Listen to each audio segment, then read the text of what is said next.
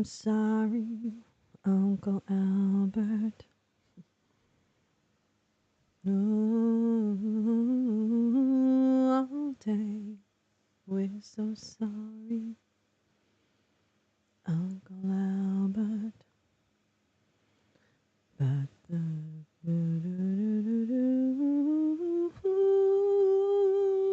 that's a tough one. Good evening. Good evening. How are you? I hope you can hear me. My sound seems to be going in and out. I don't know why.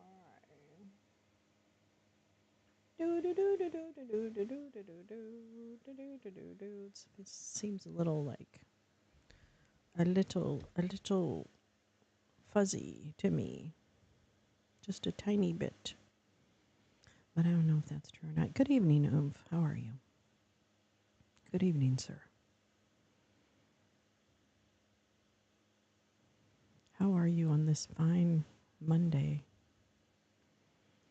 It's a Monday that feels like a Wednesday. Actually, it was kind of a Monday that felt like a Sunday. But probably not for everybody. Which I understand. I can't see. Make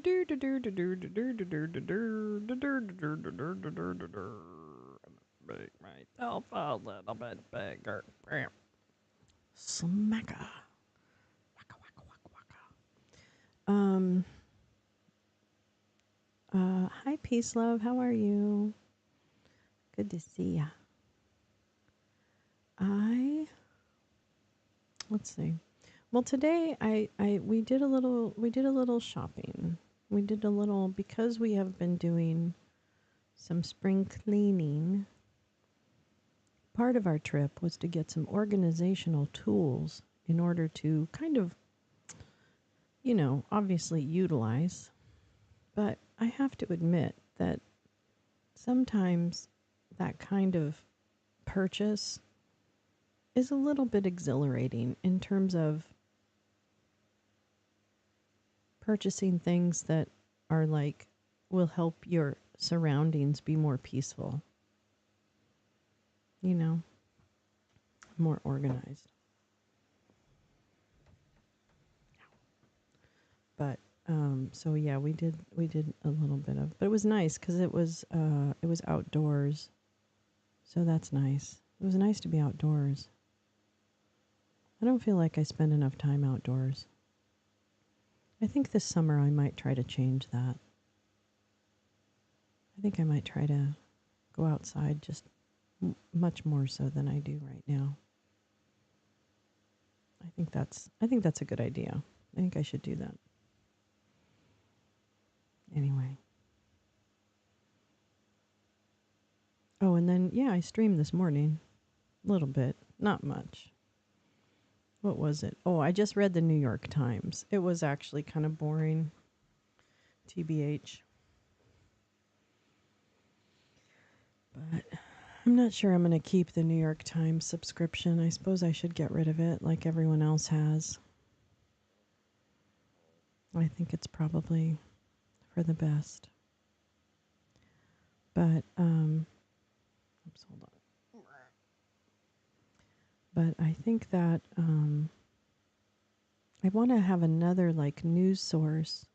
I mean, all of them are so corporate. It's really hard. And at the same time, I would, it's not bad to go with a small town paper, which I would love to do. But I don't know if you get kind of like the one-stop shop. So I'm kind of being a little bit selfish. Hi, Badger. Badger. How are you doing?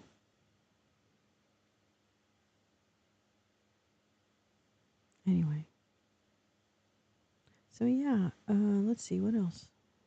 Oh, I got this really cool pad when we were at Container Store, which is where we went. I had this really cool notepad because sometimes I want to make like, oh, I need, eggs. And I will literally forget if I'm sitting in my room or wherever I'm sitting, if I walk to find a piece of paper, I will literally forget. I think you know this about me. So I found this little pad of paper at Container Store, so I had to get it. Anyway, I'll show it to you. It's like sticky notes, which is fine. It's the perfect size. I don't need anything bigger. But look, it's a dinosaur. And it's holding a milkshake, I think. Wasn't that cute? Anyway, so like I can take one off. I'll use it. Don't worry. I won't waste it. Oh, I ripped his head. Okay, you have to be really careful when you take their head off. Because they're stuck at the head. And if you can tell, I kind of ripped this guy. Like I ripped his chin off. Anyway, okay, we'll make sure we use him though. That's okay. Hang in there, bud. Anyway, so that was one of my purchases. And I got a couple t-shirts. I got some shorts. You know, kind of summer stuff that will be like last forever. Yeah. Dino. There's a lot to be said for a T-Rex, I think. I don't know. Really works. Oh. So yeah, I hope your Monday was good. My Monday was actually pretty good. You know. And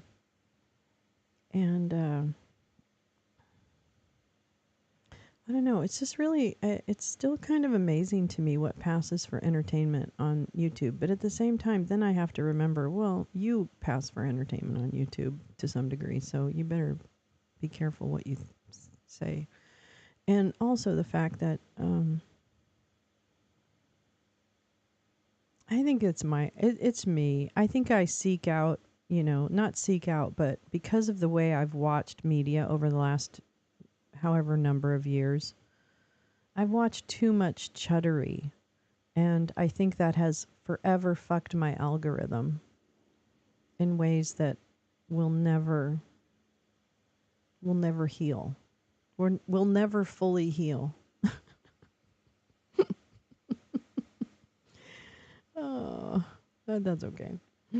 Good evening. We have 10 viewers. We have wonderful people over here on YouTube, and then we've got some folks over on the Twitter sphere. Twittering away. Thank you for putting us in your background. Thank you, everyone, for putting me in your background. I'm sure grateful for that. I know it doesn't seem like I am. Sometimes I seem pretty grumpy about it. But it's really just because, you know what it is? When I started on Twitter, I really used it as my personal therapy. Yeah, a metaphor for the mind. I used Twitter as my personal therapy, which is a really terrible idea. Now, it's fine when you don't have, or when you only have like a couple hundred followers or friends. But it's a whole other thing if you've then got 2,800, which I'm really lucky to have. And then all of a sudden you're using your Twitter as a therapy tool. So I know it might not seem like it, but I'm really trying to stop doing that. I really see the wisdom in not doing that. Believe it or not. It might not seem like it. Now, I'm never going to stop my stream of consciousness poetry. That's a whole different kettle of fish. I will never stop creating spur of the moment poetry because that is something like I have to put it somewhere. And it truly is stream of consciousness, like, I'm sure there's some therapy somewhere in there, but it's more vomiting art. I guess what I think is art, which may not be what everyone else thinks is art. Let's see, what else? Oh, I hit everything. Let's see. Oh boy, oh boy, oh boy. Yeah, I don't know. It's just like a lot of, there's a lot of, and I'm not smart. I'm really not. I know I'm talking like I have a big ego, but I really don't have as big an ego as you might think I do. I know that. You were blocked by a complete ass today, so I'm feeling pretty good. Good for you. I mean, I put the ass in there. I don't know if you said ass, but I'm assuming that ellipses, or whatever those are, periods, dot, dot, dot. I'm assuming those mean ass. It would make sense. It would make sense. So I'm feeling pretty good. Yeah, I'm feeling pretty good. Yeah, I think you should feel good. It's good to take care of that. It's good to be blocked. Boy, J Rance has a great video on being blocked. She has some really good ones, like things I've never gotten. I'm impressed. Oh, what I was saying. Okay. So anyway, yeah, I'm just thinking I need to stop using Twitter for therapy, and I don't think anyone should really use it for therapy because it's pretty bad therapy. But I'm just saying probably is a better idea. A metaphor for the mind, yeah. Yeah. Oh yeah. Mm. Yeah, so anyway, but actually, I mean, I'm going to be honest with you, I am feeling pretty okay. Like I have my moments, but I'm feeling okay. I mean, and I'm just grateful for that, right? Like I'm grateful for any day when I don't like have some kind of weird kind of deep sadness or something, which I know is not even connected to anything. Thanks for being so polite. Yeah, you know me. Come on, Badger. You know me. You know me. I'm just if nothing else, I'm polite. If nothing else, I get commented on my politeness all the time. It's amazing. Anyway.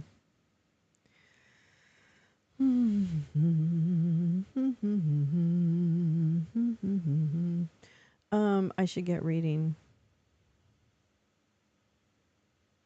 And yeah, I'm gonna get reading. Let's get reading. Let's get reading. All right. All right. All right. So interestingly enough, here we are. Welcome to Bedtime with Lolo. And the purpose of this program in the Lolo universe of media empires, the purpose of this program is to help you go to sleep, frankly, and hopefully in the process add to your media literacy, and maybe just provide an alternative to the vitriol and the stupidity and the incredible lack of self-awareness that exists on so many YouTube channels that many of us have encountered. So I welcome you to Lolo's Lounge and this particular program where we take a book. This time we're reading The Ministry for the Future, which is a book recommended by one of our viewers, actually, Oomph. And this book is a science fiction book, but it deals very specifically with a huge kind of earth-changing climate crisis and how the earth reacts, and it's told through narrative. And it's written by Kim Stanley Robinson, who is a renowned science fiction writer. I'm looking forward now, after reading some of this, to reading another of his books. So yeah, so I just invite you to enjoy it. I'll provide some commentary as we go. The intention is just to share some information with you, and I hope you fall asleep. I know some of you, it's a little early on the West Coast, but I hope this helps you kind of end your day on a calmer note. So there is strong language in the book, so it is recommended for 18 plus, or high school would be obviously fine. But definitely tough situations. It goes through some very specific climate crises and how they impact around them. I can't even remember where we left off, which is terrible. But gratefully, the book is organized in such a way where it won't be too difficult if you're just joining us. There is a playlist on the channel, Bedtime with Lolo with the Ministry of the Future. You can see the thumbnail that way. So if you look for that playlist, you can catch up with the first 20 chapters. They're very short, so I invite you to do that as well. Please buy the book. Um, I don't need no donations during this broadcast. That's not what this is about. This is about sharing information together. And it's really helpful for me because otherwise I might not make the time to read a book, frankly. So I'm really grateful for the lounge to let me read to them. So welcome. All right, let's get started.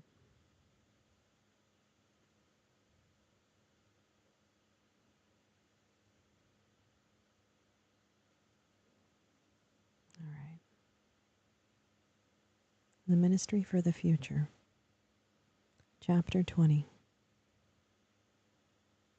The Gini coefficient, devised by the Italian sociologist Corrado Gini in 1912, is a measure of income or wealth disparity in a population. It is usually expressed as a fraction between 0 and 1, and it seems easy to understand because 0 is the coefficient. If everyone owned an equal amount, while one would obtain if one person owned everything and everyone else nothing. In our real world of the mid-21st century, countries with a low Gini coefficient, like the social democracies, are generally a bit below 0.3, while highly unequal countries are a bit above 0.6. The US, China, and many other countries have seen their Gini coefficient shoot up in the neoliberal era from 0.3 or 0.4 up to 0.5 or 0.6, with this barely a squeak from the people losing the most in this increase in inequality, and indeed many of those harmed often vote for politicians who will increase their relative impoverishment. Thus the power of hegemony. We may be poor, but at least we're patriots. At least we're self-reliant, and we can take care of ourselves, and so on, right into an early grave, as the average lifetimes of the poorer citizens in these countries are much shorter than those of the wealthy citizens. And average lifetimes overall are therefore decreasing for the first time since the 18th century. Don't think that the Gini coefficient alone will describe the situation, however. This would be succumbing to monocostotaxophilia, the love of single ideas that explain everything, one of humanity's most common cognitive errors. The Gini figures for Bangladesh and for Holland are nearly the same, for instance, at 0.31. But the average annual income in Bangladesh is about $2,000, while in Holland it's $50,000. The spread between the richest and the poorest is an important consideration, but when everyone in that spread is pretty well off, this is a different situation than when everyone across the spread is poor. Thus, other rubrics to think about inequality have been devised. One of the best is the Inequality Adjusted Human Development Index, which is no surprise because the Human Development Index is already a powerful tool. But it doesn't by itself reveal the internal spread of good and bad in the country studied. Thus, the inequality adjustment, which gives a more nuanced portrait of how well the total population is doing. While discussing inequality, it should be noted that the Gini coefficient for the whole world's population is higher than for any individual countries, basically because there are so many more poor people in the world than there are rich ones, so that cumulatively, globally, the number rises to around 0.7.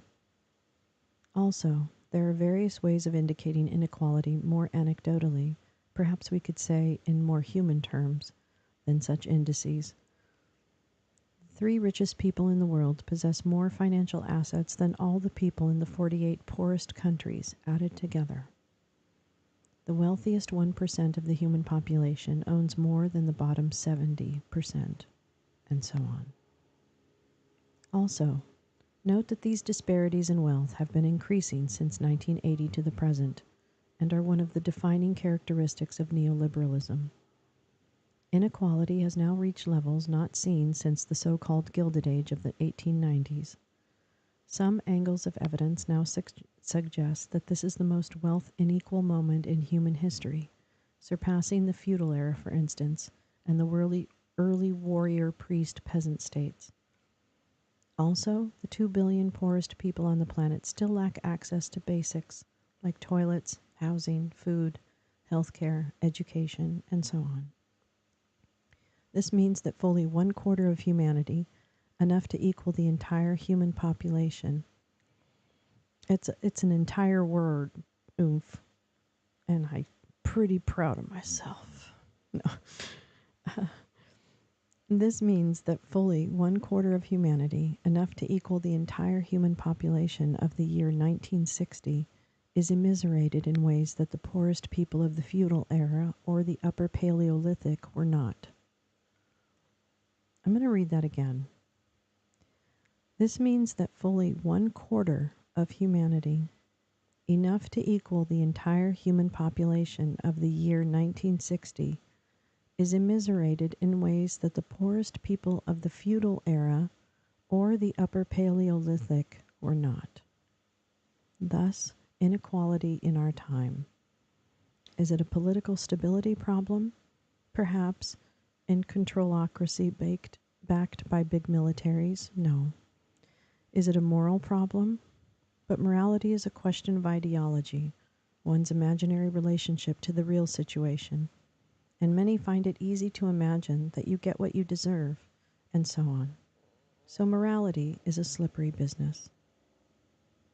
So it is that one often sees inequality as a problem. That's right, immiseration. Did I say, I hope I said it right. So it is that one often sees inequality as a problem judged economically. Growth and innovation, it is said, are slowed when inequality is high. This is what our thinking has been reduced to.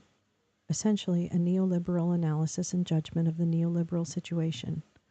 It's the structure of feeling in our time. We can't think in anything but economic terms. Our ethics must be quantified and rated for the effects that our actions have on GDP. This is said to be the only thing people can agree on, although those who say this are often economists. But that's the world we're in. And so people invent other indices to try and come to grips with this issue. In fact, we've seen a real proliferation of them. Recall that GDP, gross domestic product, the dominant metric in economics for the last century, consists of a combination of consumption plus private investments plus government spending plus exports minus imports. Criticisms of GDP are many, as it includes destructive activities as positive economic numbers, and excludes many kinds of negative externalities, as well as issues of health, social reproduction, citizen satisfaction, and so on. Oh, no. Yeah, no, I love it. I know, we're word people. We're word nerds. I know exactly what you're doing. We like words. Alternative measures that compensate for these deficiencies include the Genuine Progress Indicator, which uses 26 different variables to determine its single index number. The UN's Human Development Index, developed by Pakistani economist Mahbub al-Haq in 1990, which combines life expectancy, education levels, and gross national income per capita. Later, the UN introduced the Inequality-Adjusted HDI. The UN's Inclusive Wealth Report, which combines manufactured capital, human capital, natural capital, adjusted by factors including carbon emissions. The Happy Planet Index, created by the New Economic Forum, which combines well-being as reported by citizens, life expectancy, and inequality of outcomes, divided by ecological footprint. By this rubric, the U.S. scores 20.1 out of 100 and comes in 108th out of 140 countries rated. The Food Sustainability Index, formulated by the Barilla Center for Food and Nutrition, which uses 58 metrics to measure food security, welfare, and ecological sustainability. The Ecological Footprint, as developed by the Global Footprint Network, which estimates how much land it would take to sustainably support the lifestyle of a town or country, an amount always larger by considerable margins than the political entities being evaluated, except for Cuba and a few other countries. And Bhutan's famous Gross National Happiness, which uses 33 metrics to measure the titular quality in quantitative terms. All these indices are attempts to portray civilization in our time using the terms of the hegemonic discourse, which is to say economics, often in the attempt to make a judo-like transformation of the discipline of economics itself, altering it to make it more human, more adjusted to the biosphere, and so on. Not a bad impulse. But it's important also to take this whole question back out of the realm of quantification, sometimes to the realm of the human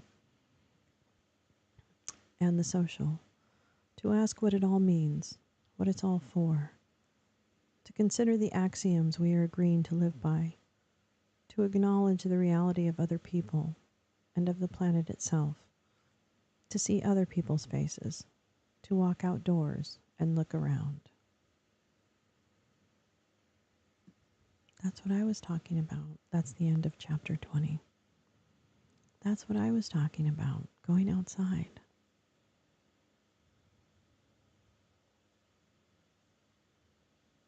It's kind of an exciting time. It's a depressing time, don't get me wrong. But I hope that what comes out of it is like really good change for humanity. I know there's a lot at stake, and there always is. And I know that it doesn't touch my life the same way it touches so many others. So I don't know. It's a lot to think about. That was a really good chapter. That was a really good chapter.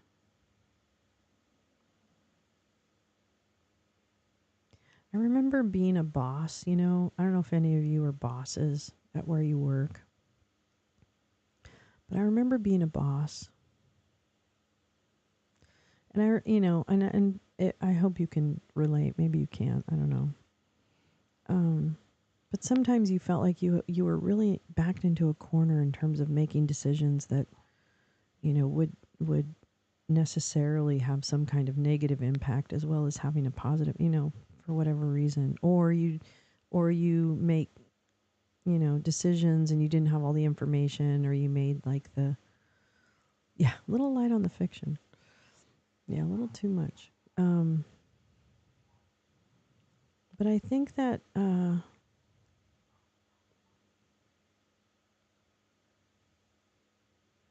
like it's so, I don't know, I'm not going to explain this right, so it's not going to come out the way I want it to, maybe, but I'm almost like, I feel like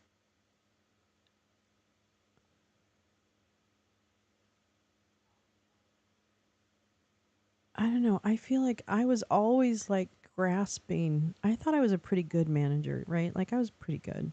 I wouldn't say I was great. I'd say it was really bad in the beginning and I was better when I ended, but you know, 20 years of experience, but I think that God, I always was feeling like, is this how I'm supposed to be doing this? Is this how I'm supposed to be doing this? Is this how I'm supposed to be? And and I remember seeing like really, really good teams of people who really knew how to come together and get shit done and like solve problems. And then sometimes it would be like pulling teeth, right? Like something you were saying wasn't landing with people. It wasn't inspiring them. It wasn't giving them like clarity. It wasn't doing the stuff, right, that as a manager you're supposed to do. And that's why when I get so frustrated when I hear and I listen to too many stupid people. I mean, that's really what it is. I listen to like MAGA and chuds and all these weirdos. Almost like it's just like reality television, right? I'm not, this isn't high consumption. And I just like scratch my head like it is so hard to find like good effective like or to find a time when you not that I think the setting has to be right, like the conditions have to be right for people to really get excited and really come together, right? I never really think it's anyone's fault that they're not like performing. You know what I mean? Like that's not, yeah, of course it is if people are just like self-sabotaging or something like that. But it's usually around lack of clarity or lack of something else. And it's just it's so hard to really get effective, good fucking product, that are having fun. Because if you're having, it's not just about your productivity level. I'm definitely not trying to say that. I'm trying to say like all of those things then contribute to an amazing outcome, and it's just that's like lightning sometimes. So when I think about like all the big problems in the world and the fact that we're at this point in time where things feel really broken, I guess I'm kind of hoping that it's a moment where like really that lightning happens, and that through this, maybe not in 5 years, maybe 10 years, or maybe sooner, I don't know. Like the world will be smarter or will be better or will be kinder on average than it is right now. Right? Like that this social change that can feel really uncomfortable generationally is actually exactly what should be happening.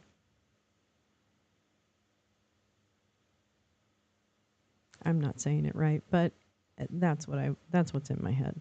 And I guess an example of that is we were driving to the store and a song came on the radio. What was it? Oh, it was Buffalo Springfield. Buffalo Springfield. What is that song called? Stop. Hey, what's that sound? Everybody look what's going down. I can't remember what the name of the song is right now, but it's on my playlist, so I don't know why I don't. But I'm like, gosh, because I was too young to like protest with my siblings around like Vietnam War or whatever later. But that's like I think of that song and I'm taken back to when I was a little kid, and just like the peace movement and all that. That was such a big part of our house. It was such a big part of our lives. So I was almost like nostalgic and reminiscent of that when I was hearing this song. And I'm like, nothing changes. We're still fighting for those things. I don't know. I'm sorry. Sorry, everybody. Thank you for coming on my journey.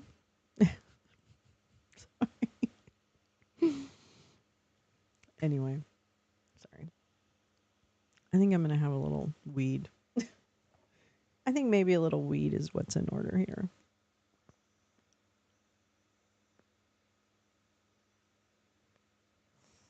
I don't know.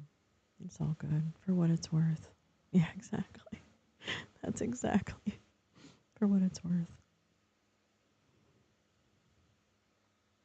I don't know. Anyway, okay. Let me take a drink and then I'll get on with this book. Let's read the fucking book.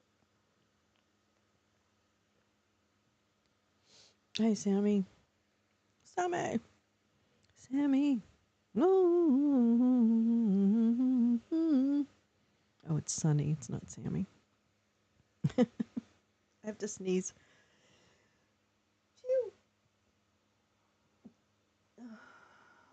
Okay, I'm back. I sneezed. The name of the song. Oh, For What It's Worth. Yeah. Thank you.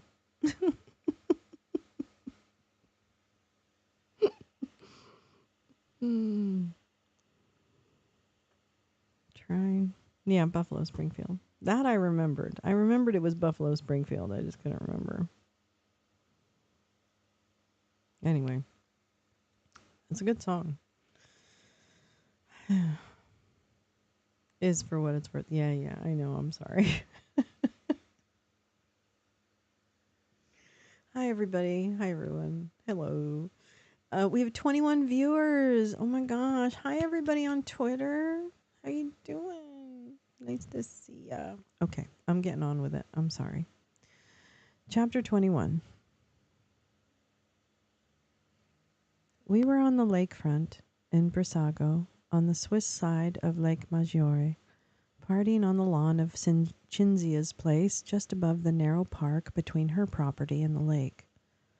She had a celebrity chef there who cooked with a welder's torch he used to fire at the bottom of a big fry pan he held in the air, with a band and a brass section and a light show and all that.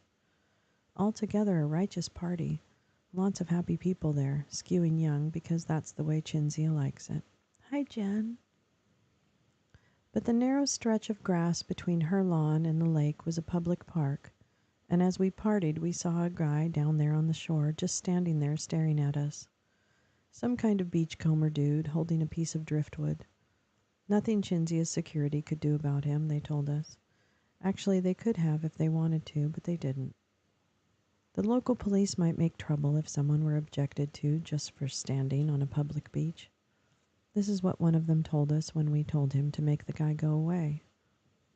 The guy was skinny and bedraggled and just kept staring. It was offensive, like some kind of Bible guy laying out his morality on us. So finally a few of us went down there to do what the security team ought to have done and send this guy packing. Edmund led the way as usual. He was the one most annoyed, and we followed along because when he was annoyed, Edmund could be really funny. The guy watched us come up to him and didn't move an inch, didn't say a word. It was a little weird. I didn't like it. Edmund got in the guy's face and told him to leave. The guy said something to Edmund like, "You fuckers are burning up the world with your stupid games." Edmund laughed and said, "Dost thou think, because thou art virtuous, there shall be no more cakes and ale?" We laughed at that, but then this guy hit Edmund with the chunk of driftwood he was holding, so fast we had no time to react. Edmund went down like a tree, didn't get his hands up or anything, just boom. He had been cold-cocked. The guy held his piece of wood out at us and we froze. Then he tossed it at us and took off right into the lake, swimming straight out into the night. We didn't know what to do. No one wanted to swim off after a nut like that, not in the dark. And besides, we were concerned about Edmund. It just looked bad, the way he went down, like a tree. Chinzia's security finally joined us, but they only wanted to hold the perimeter. They didn't chase the guy either. They took over checking out Edmund, and when they did that, they quickly got on their phones. An ambulance showed up about 5 minutes and took him away. After that, it was a couple of hours before we got a word. We couldn't believe it. Edmund was dead. Chapter 22. Adele, Elia, and Bob Wharton were at a meeting at the Scientific Committee for Antarctic Research, an international scientific organization formed to coordinate Antarctic research after the 1956 International Geophysical Year and the 1959 signing of the Antarctic Treaty. Over the years, SCAR had become one of the main de facto governments of Antarctica, along with the U.S. National Science Foundation and the British and other national Antarctic research programs, especially Argentina's and Chile's. The SCAR meeting was in Geneva this year, so it had been morning's train ride for Adele and Bob, who during their work in the ministry had become friends. Now they sat looking out at the lake from a bar on the second story of the meeting's hotel. Out the window beside their table they could see the famous fountain launch its spire of water into the air. To the south, a stupendous set of thunderheads, as solid as the marble tabletops in their bar, lofted high over the Mont Blanc massif. They were enjoying this view and their drinks when they were approached by an American glaciologist they knew named Pete Griffin. Griffin was pulling by the arm another man they didn't know, whom Pete introduced as Slowik, another glaciologist. Adele and Slowik had read some of each other's papers and even attended some of the same meetings of the AGU, but until now had never met. A waiter appeared with a tray of drinks that Griffin had ordered, 4 snifters of Drambuie, and a carafe of water with water glasses. "Ah, Drambers," Adele said with a little Gallic smile. The liqueur was what Kiwis always drank in the dry valleys, they informed Bob as they took their first sips. When Bob made a face as he tasted it, Griffin explained that long ago a ship filled with cases of the weird sweet stuff had been stranded in Littleton when its shipping company went bankrupt, and the cases had been warehoused there over the years, sent south for cheap, year after year. So they drank a toast to the dry valleys and settled into their chairs. When asked, Slowik said he had spent 5 years all told in the dry valleys, and Adele countered that she had spent 8 years living on glaciers. Pete grinned and topped them both with 12 years total on the ice. They quickly pointed out that he was older and so had an advantage, which he agreed to immediately. Slowik said he had become a glaciologist to indulge his introverted personality while holding down a job, and Adele laughed and nodded. A lot of us are that way, she said. Not me, Pete declared. I like to party, but really the best parties are on the ice. He rotated his hand at Slowik as if coaxing him. Come on, Slowik, tell these guys your idea. I think they need to hear it. Slowik frowned uncomfortably, but said, You all heard the new data in there today. They agreed they had. Sea level will rise so fast, the world is fucked. It couldn't be denied. The others agreed. The data were clear. So, Pete prompted Slowik, I've heard some people suggesting we just pump all the melted ice back up into the polar plateau, right? Bob shook his head at hearing this. It was an old idea, he said, studied by the Potsdam Institute at one point, and the conclusions of their study had been bleak. The amount of electrical power needed to pump that much water up into the East Antarctic ice cap came about 7% of all the electricity generated by all of global civilization. It's too energy intensive, Bob concluded. Slowik snorted. Energy is the least of it. Since 1% of all electricity created is burned to make bitcoins, 7% for saving sea level could be seen as a deal. But the physical problems are the stoppers. Have you run the numbers? No. Say sea level goes up 1 centimeter. That's 3,600 cubic kilometers of water. Adele and Bob glanced at each other, startled. Griffin was just smiling. Slowik saw their look and nodded. Right. It's 600 times as much as all the oil pumped every year. Building the infrastructure to do that would not be feasible, and it would have to be clean energy pumping it, or you'd be emitting more carbon. That much clean energy would take 10 million windmills, Potsdam said. And the water would have to be moved in pipes, and that's more pipe than has ever been made. And last but worst, the water has to freeze when it gets up there, say a meter deep per year. I don't think you could go any deeper without problems. That means about half of eastern Antarctica. So it's too much in every way, Adele noted. They drank more drambers while they pondered it. Griffin said, Come on, Slowik, get to your idea, tell them. Slowik nodded.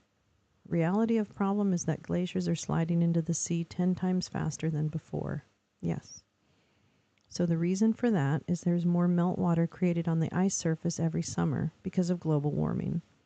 That water runs down the moulins until it reaches the undersides of the glaciers, and there it has nowhere else to go. So it lifts up the ice a little bit. It lubricates the ice flow over the rock beds. The ice used to be in contact with the rock bed, at least in some places, and usually in most places. The ice is so heavy it used to crush out everything under it. It bottomed out. Kilometer thick. That's a big weight. So the glacier scraped down its bed right to the rock. Bottomed out, ice to rock. Even sometimes frozen to rock. Stuck. A good percentage of glacial movement at that point was viscous deformation of the ice downhill, not sliding at all. Adele and Pete were nodding at this. Adele was beginning to look thoughtful. Griffin was grinning outright. And so? Bob said. Slowik hesitated and Griffin said, Come on. Okay. You pump that water out from under the glaciers. Drill holes like we already do there when we check out subglacial lakes, or to get through the lake ice shelves. To get through the ice shelves. Technology is well known and pretty easy. Pump up the water from under the glaciers, and actually the weight of the ice on it will cause that water to come up a well hole 90% of the way, just from pressure of all that weight. Then you pump it up the rest of the way, pipe it away from the glacier onto some stable ice nearby. How much water would that be? Bob asked. All the glaciers together? Maybe 60 cubic kilometers? It's still a lot, but it's not 3,600. Or 360,000, Adele added, which is what a single meter rise in sea level would be. Right. Also, the meltwater at the bottom of the glaciers is really from 3 sources. Surface water draining down the moulins is the new stuff. Then geothermal energy melts a little bit of the glacier's bottom from below, as always. It never melted much before, except over certain hot spots, but a little. Third source is the shear heat created by ice moving downstream, the friction of that movement. So geothermal in most places raises the temperature at the bottom of the glacier to about 0 degrees, while up at the surface it can be as cold as 40 below. So normally the heat from geothermal mostly diffuses up through the ice. It dissipates like that. And so the ice on the bottom stays frozen, just barely, but normally it does. But now the Moulin water drains down there and lubricates a little, and then as the glacier speeds up going down its bed, the shear heat down there increases. So more heat, more melting, more speed. But if you suck the bottom water out and slow the glacier back down, it won't shear as much, and you won't get that friction melt. My modeling suggests that if you pump out about 1/3 to 1/2 of the water underneath the glaciers, you get them to slow down enough to reduce their shear heat also, and that water doesn't appear in the first place.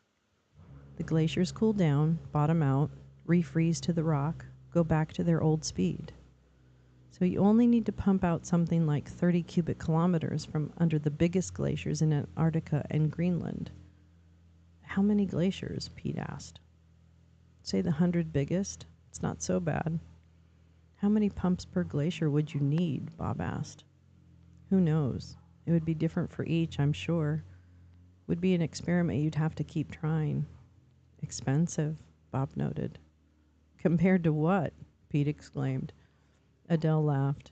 Jurgen said $1 quadrillion. Slawik nodded, mouth pursed solemnly. This would cost less. They all laughed. Adele said to him, So Slawik, why didn't you bring this up at the session today? It was about this acceleration of glaciers. Slawik quickly shook his head. Not my thing.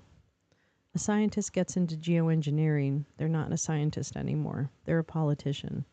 Get hate mail, rocks through window. No one takes their real work seriously, all that. I'm not ready for that kind of career change. I just want to get back on the ice while I can still get PO'd. But the fate of civilization, Bob suggested. Slawik shrugged. That's your job, right? So I thought I'd mention it. Or really, Pete thought I'd mention it. Thanks, Slawik, Pete said. You are a true glaciologist. I am. I think we should drink another round of Drambers to celebrate that. Me too. And that's the end of chapter 22. It's so good. Oh my God.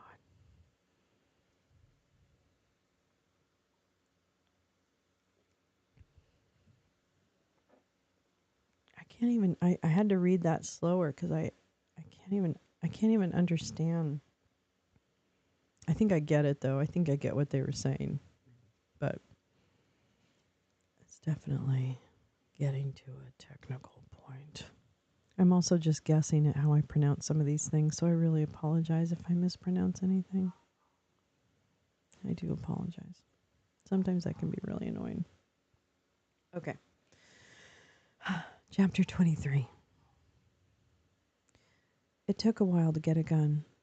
Not easy. Finally, he managed it by stealing a rifle and its ammunition from a Swiss man's closet, where Swiss men so often keep their service rifles. It turned out to be absurdly easy. The country was so safe that quite a few people never locked their doors. Of course, Swiss men were ordered to keep their service rifles under lock and key, and they all did that. But some were more careless with their hunting rifles, and he found one of those. He was ready to he was ready to act.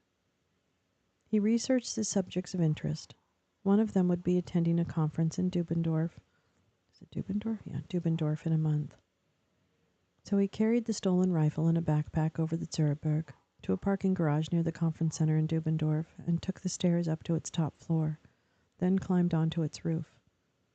When he got to the roof, he was looking down on the main entrance to the conference center. He assembled the rifle and set it on a wooden stand he had knocked together and looked through its sight at the entrance area. His target walked up broad stairs to the entry and turned to say something to an assistant. Blue suit, white shirt, red tie. He looked like he was making a joke. Frank regarded the man in the crosshairs. He swallowed, aimed again. He could feel his face heating up, also his hands and feet. Finally, the man went inside. Frank put the rifle back in the backpack and carried it down the stairs. Up in the forest, on the hill, separating the city from its suburban town, he cast the rifle onto the ground under a tree, then down the hill, back to his shed. That had been a criminal, something like a war criminal there in the crosshairs of that gun. A climate criminal. Few war criminals would kill as many people as that man would, and yet Frank hadn't pulled the trigger. Hadn't been able to. A target whose life work would drive thousands of species to extinction and cause millions of people to die. And yet, he hadn't done it. Maybe he wasn't as crazy as he thought. Or maybe he had completely lost it. Or simply just lost his nerve. He wasn't sure anymore. He felt sick, shaky, like he had just missed getting hit by a bus. That made him angrier than ever. He still wanted to kill one of the people killing the world. A child of Kali, here in the West. A fellow traveler. He had seen people die, had been broken by that very sight. So making more death was perhaps not the right response. Hurt people, one of his therapists had said. This was no doubt true, but it was too sweeping, too easy. It didn't have to play out like that every time. Though he did want to kill something, people like that oil executive, or that jerk he had lashed out at and knocked down.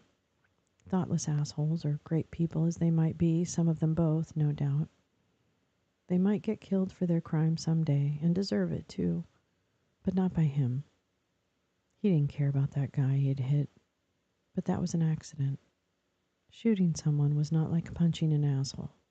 He would have to find a different way, though he still wanted to kill something. It was hard to think of anything else. All right.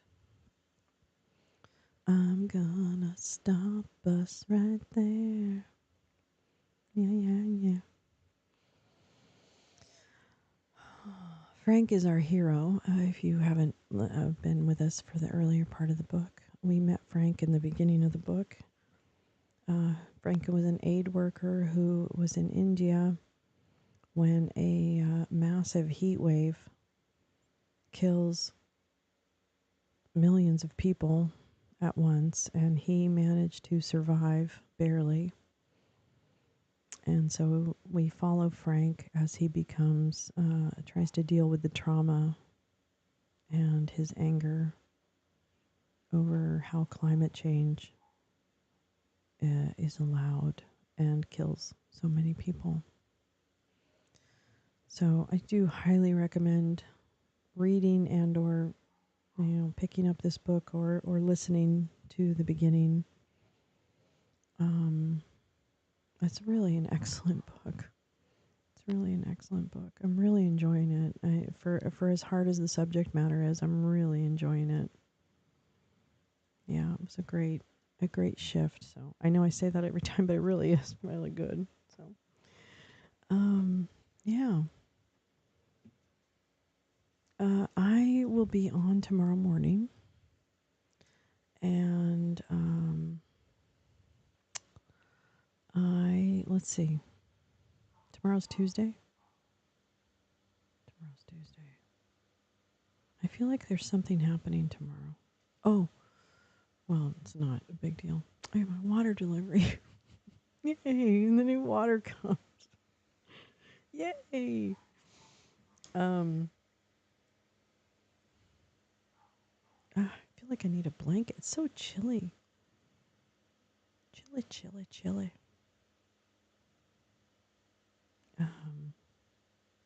Anyway, okay. So I hope you enjoyed that. I hope you have a very nice rest of your night / early morning / middle of your day if you're in Australia. But thanks for coming in tonight. And thank you to everyone on Twitter for stopping in too. I really appreciate it. I will be live. I think I'm live tomorrow morning at like 7. I don't know. I'm sorry. I do have, there should be something on the channel. If you stop by the YouTube channel, you can hit the reminder. But I think tomorrow morning I'm on. We've got some congressional stuff. And then tomorrow around 5 o'clock in the afternoon, maybe earlier. I don't know. I might start a little earlier. I'm going to do some gaming. It'll just be light stuff. Yeah, thank you. Thanks for coming. So I'll do some gaming. I think I want to try that Edith game that we've been playing, the mystery game. What Remains of Edith Finch. So a little bit of an oldie but a goodie. We're playing that. So yeah. So have a great night. Get some really good rest. I hope the rest of your week goes well. I hope this was a good way to end the first day of your week. But yeah, thank you. I really appreciate it, and hope you have a great sleep. Sweet dreams.